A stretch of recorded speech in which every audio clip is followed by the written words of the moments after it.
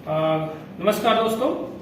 आज मेरा नाम हरीश कुमार है और मैं आपको ऑटोनमस मेंटेनेंस चेक शीट और डेली चेक शीट, जिसे प्रोसेस चेक शीट के नाम से भी जानते हैं, उसके बारे में आपको अवेयर करूंगा, ट्रेनिंग दूंगा। पहले हम बेसिक जानकारी दे देते हैं कि ये चेक शीट होती क्या है एक्चुअल में। ये जो आपको चेक शीट नजर आ रही है, ये check sheet autonomous AM check sheet भी बोल सकते हैं, ऑटोनमस मेंटेनेंस चेक शीट भी बोलते हैं।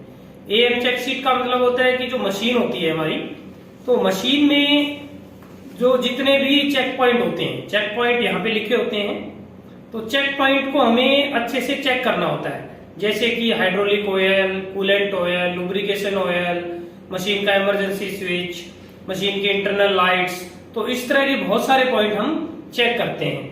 तो इनको चेक करने का पर्पज ये होता है कि अगर हम इन्हें चेक करके मशीन नहीं चलाएंगे तो हमारी मशीन बीच में रुक सकती है और इससे हमें जो है प्रोडक्शन लॉस होता है स्पेशली, और इससे हमारे कई बार तो टूल भी टूट जाते हैं।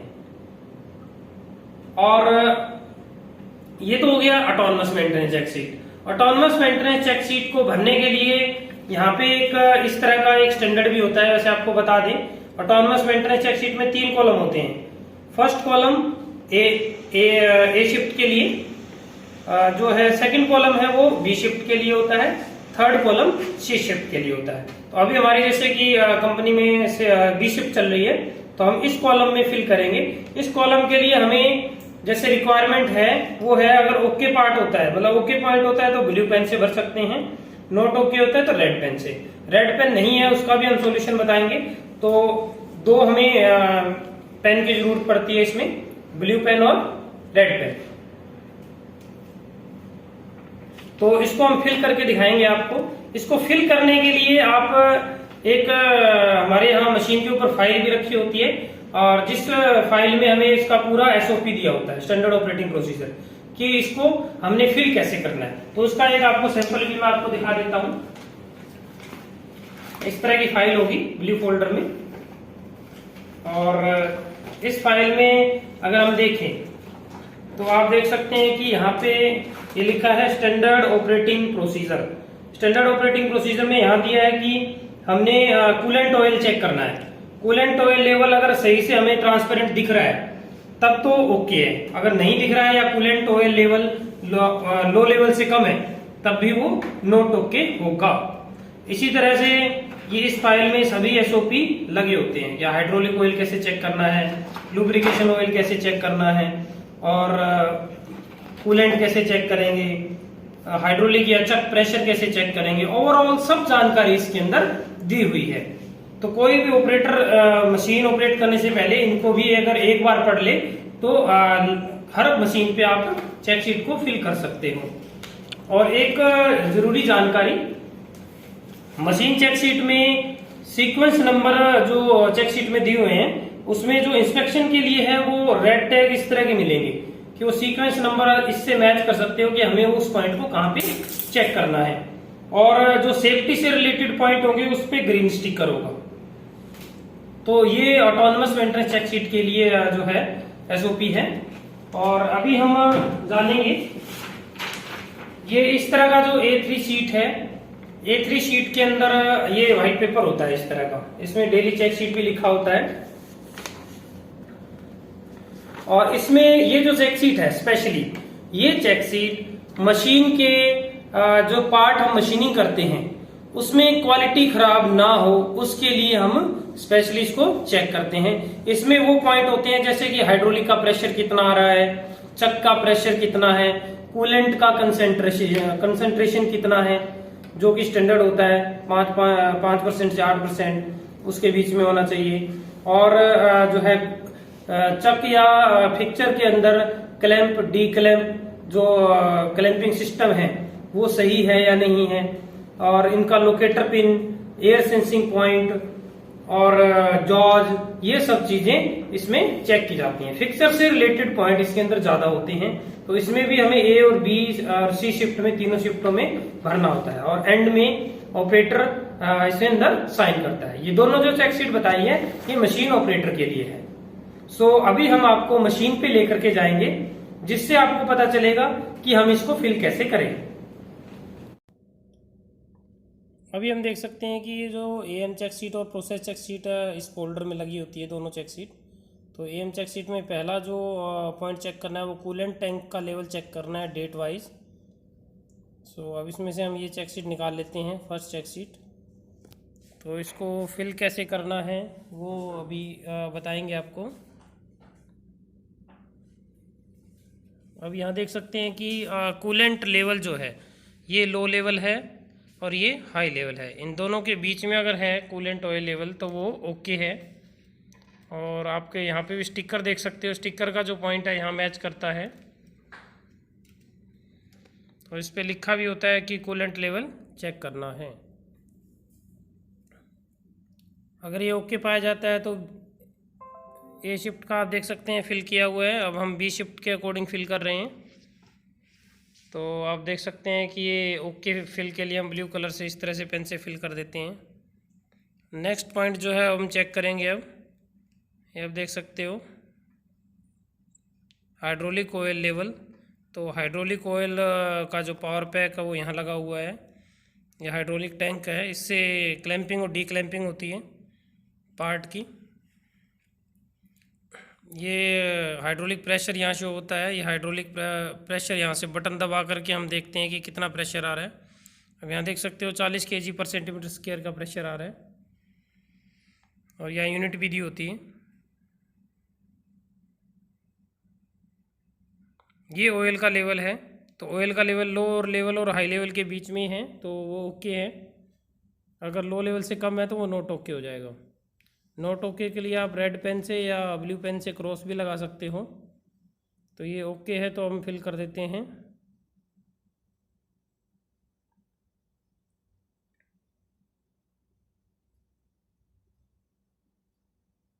नेक्स्ट पॉइंट है हमारा लुब्रिकेशन ऑयल लेवल कैसा है। लुब्रिकेशन से जो है बेयरिंग हो गए, शाफ्ट है, इनमें फ्रिक्शन को कम करने के लिए यूज़ किया जाता है। तो ये लुब्रिकेशन ऑयल लेवल है। तो लो लेवल और हाई लेवल के बीच में रहना चाहिए। ये लो लेवल होता है और ये हाई लेवल होता है। तो इन दोनों लेवल के बीच में अगर लुब्रिकेशन ऑयल लेवल है तो वो ओके है। ये बटन दबा कर हम यहाँ प्रेशर भी देख सकते हैं कि ये वर्किंग कर रहा है या नहीं कर रहा। तो ये ओके है।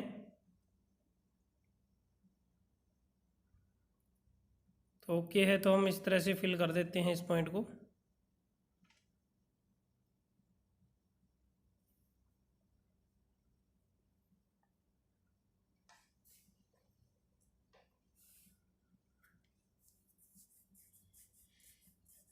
अब यहाँ पे देख लेते हैं कि लुब्रिकेशन ऑयल लीकेज तो नहीं है तो ओके होएगा ये।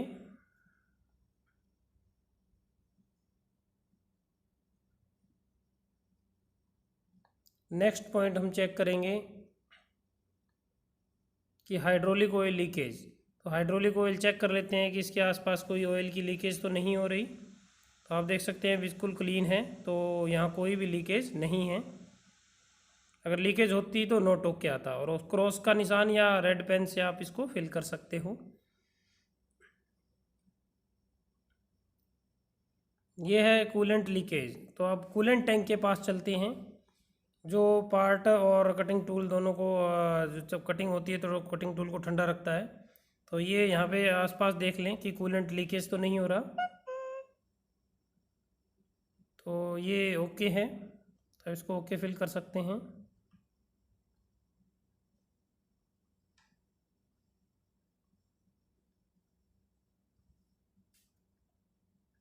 इंटरनल लाइट मतलब मशीन के अंदर की लाइट ऑन है या अभी जल नहीं रही थी, इसको चेक करना है।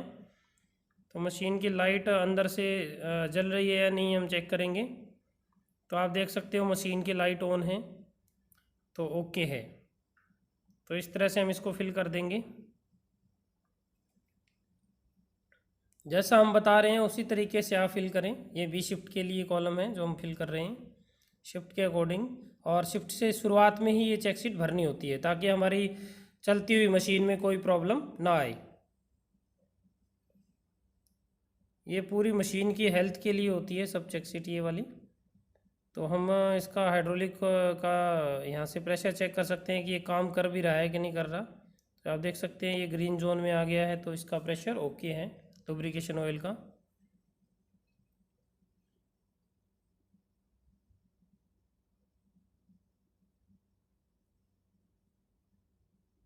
नेक्स्ट पॉइंट है no chips inside of machine. ऐसा नहीं होना चाहिए कि चिप्स ऊपर तक मशीन में आ रखे हों तो वो नॉट ओके हो जाएगा, क्योंकि कई बार क्या होता है कि जो आपके रिलीवर होते हैं आपको मशीन क्लीन करके नहीं देके जाते, तो आप उसको नॉट ओके कर सकते हैं और सुपरवाइज़र को भी बोल सकते हैं। अब देख सकते हो कि ये मशीन बिल्कुल क्लीन है, तो इसमें कोई भी चिप्स आपको दिखाई नहीं दे रहा।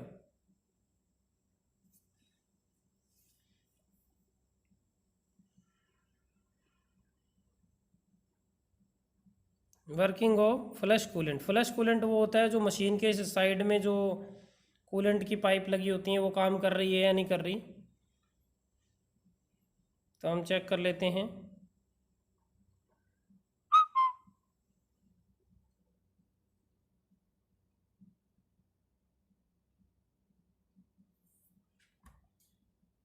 तो ये नोट ओके हो जाएगा कि अभी आप काम नहीं कर रही है। अगर आपको चलती हुई मशीन में भी आप देख सकते हैं। तो इसमें जेड एक्सिस कवर ये देखना है कि जेड एक्सिस कवर की कंडीशन जो है टूटा हुआ नहीं होना चाहिए।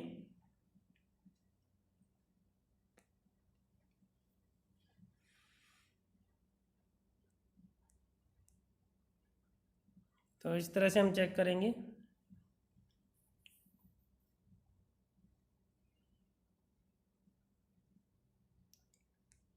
तो ये कूलेंट टैंक है, ये मोटर है, तो मोटर के ऊपर ज़्यादा डस्ट तो नहीं है, चेक कर लें। अगर इसके अब ये ब्लॉक हो जाएगी तो मोटर जो है ख़राब होने का खतरा रहता है। तो ये ओके है, साफ़ सुथरी है तो ओके हो जाएगी, नहीं तो नॉट ओके हो जाएगा यहाँ पे। तो ओके के लिए इस तरह का सिंबल लगा सकते हैं। Working of emergency switch. Emergency switch आप देख सकते हो कि सही से काम कर रहा है या नहीं कर रहा, और एक कंडीशन इसकी साफ़ सुथरी भी होनी चाहिए, ऐसा नहीं है कि टूटा ना हो।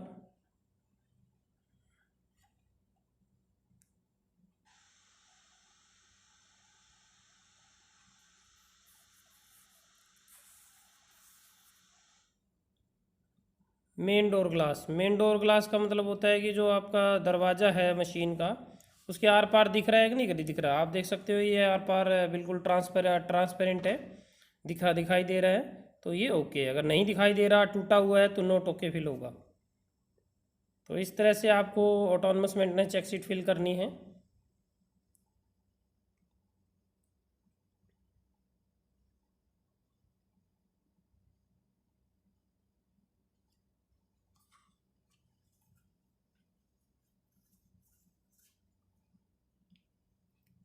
ये डेली चेक शीट है, इसे प्रोसेस चेक शीट के नाम से जानते हैं।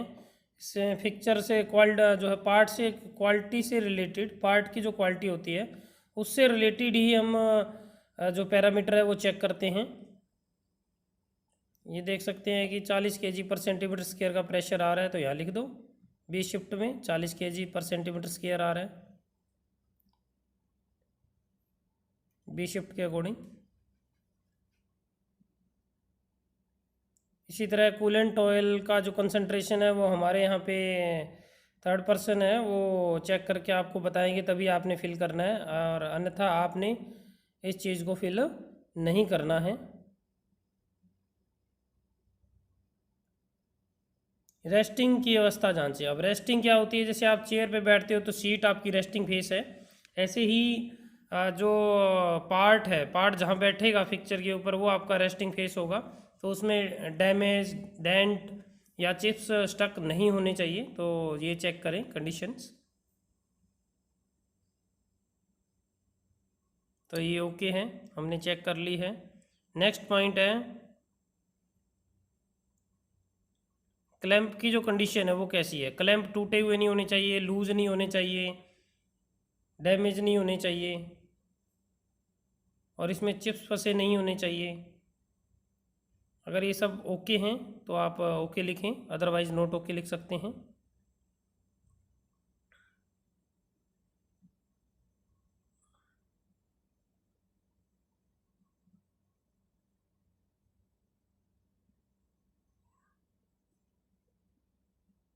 तो क्लैंप का सीक्वेंस चेक कर लें, ऐसा ना हो कि एक क्लैंप कहीं क्लैंप हो रहा है। सीक्वेंस का मतलब होता है कि क्लैंप है ना, क्लैंप का जो सीक्वेंस है वो अच्छा होना चाहिए, मतलब ऐसा नहीं हो कि एक कहीं क्लैंप हो रहा है दूसरा कहीं जाके क्लैंप हो रहा है, तो इससे पार्ट टेपर लोड हो सकता है। तो ये चीज़ें चेक कर लें।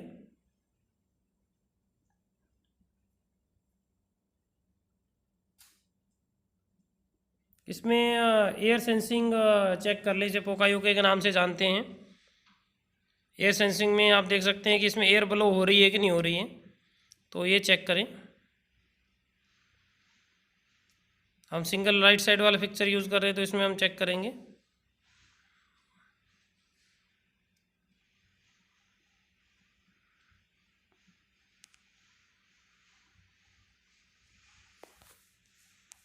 ये देख रहे हैं कि ये एयर ब्लो हो रही है अच्छे से, जहाँ भी पार्ट बैठता है, तो ये ओके है। इसमें सिम लगा करके भी हम चेक कर सकते हैं कि मशीन आपका अलार्म दे रही है या नहीं दे रही, तो वो सुपरवाइज़र की हेल्प से आप यूज़ कर सकते हैं।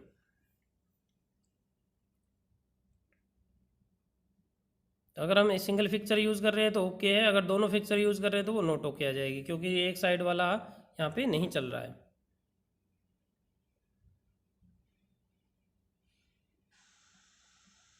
आप ये देख सकते हैं कि जो आपका कटिंग टूल ब्रेकेज सेंसर है वो काम सही से कर रहा है या नहीं कर रहा, तो ये ओके है।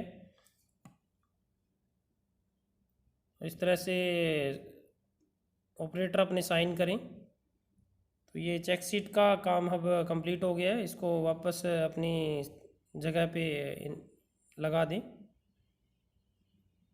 इसके बाद अपनी मशीन को रन कर सकते हैं।